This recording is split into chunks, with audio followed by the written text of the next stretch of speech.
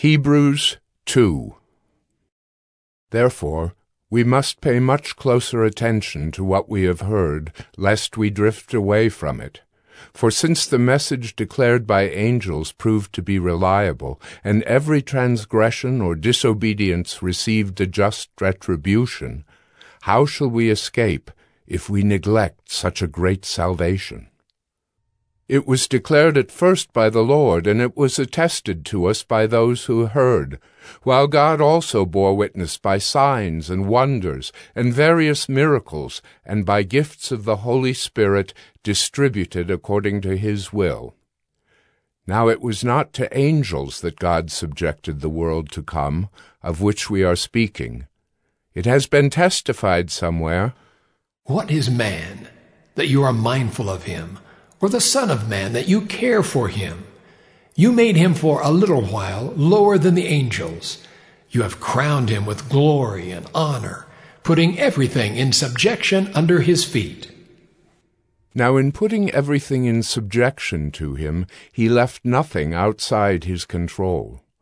At present we do not yet see everything in subjection to him, but we see him who for a little while was made lower than the angels, namely Jesus, crowned with glory and honor because of the suffering of death, so that by the grace of God he might taste death for everyone.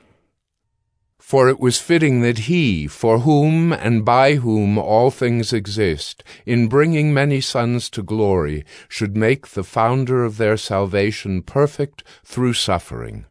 For he who sanctifies and those who are sanctified all have one source. That is why he is not ashamed to call them brothers, saying, "I will tell of your name to my brothers. In the midst of the congregation I will sing your praise."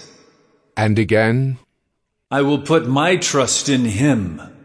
And again, "Behold, I and the children God has given me." Since therefore the children share in flesh and blood, he himself likewise partook of the same things, that through death he might destroy the one who has the power of death, that is, the devil, and deliver all those who through fear of death were subject to lifelong slavery.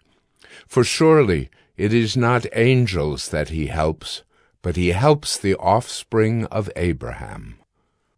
Therefore he had to be made like his brothers in every respect, so that he might become a merciful and faithful high priest in the service of God, to make propitiation for the sins of the people.